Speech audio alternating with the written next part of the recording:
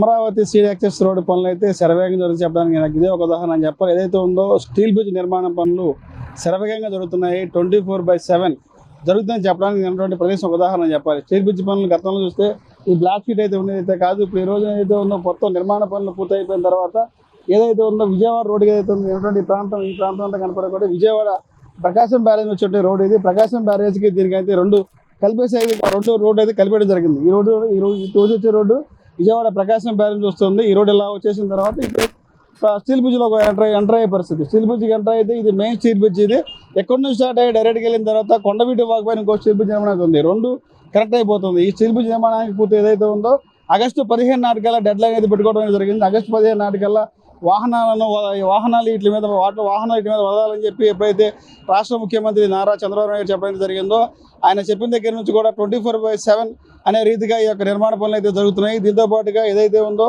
ఇప్పుడు steel bridge నిర్మాణ పనులు పూర్తయినాయి. దాంతోపాటుగా దీని మీద ఉన్నటువంటి బ్లాక్ తారు కూడా ఏదైతే జరిగింది. దాంతోపాటు ఇప్పుడు లెఫ్ట్ సైడ్ రైట్ సైడ్ కూడా ఈ పనులు అయితే జరుగుతున్నాయి. దీంతో పాటు అయితే చూసుకోవచ్చు మరికొద్ది రోజుల్లోనే స్టీల్ బ్రిడ్జ్ మీద వాహనాలు వెళ్ళేందుకు ఏర్పాటు అయితే చేస్తానని చెప్పడానికి ఇదే ఉదాహరణ అని చెప్పాలి. ఇప్పుడున్నటువంటి పరిస్థితి చూస్తే ఇక్కడున్నటువంటి పనులు పర్యవేక్షించేందుకు కూడా సిఆర్డీ అధికారులకు సంబంధించి కూడా సిఆర్డీ అధికారి అయితే వచ్చి ఇక్కడ పనులు అయితే పర్యవేక్షిస్తున్నారు. ఏ స్థాయిలో వర్కులు జరుగుతున్నాయి, నాణ్యత ఎలా ఉందనేది వచ్చి పరీక్షించే ప్రయత్నాలు చేస్తారు. మనం విజువల్లో చూసుకోవచ్చు ఉన్నటువంటి ప్రాంతంలో సిఆర్డీ అధికారులకు సంబంధించినటువంటి రోడ్డు నాణ్యత ఎలా ఉంది, దీంతో పాటు ఉన్నటువంటి పరిస్థితి అసలు ఏంటి, తారు ఏ మెటల్లో వేస్తారనేది మేడం వచ్చి చూస్తున్నారు. అసలు దీనికి సంబంధించి అయితే మేడం వచ్చి విజువల్లో చూసుకునే ప్రయత్నం అయితే చేద్దాం.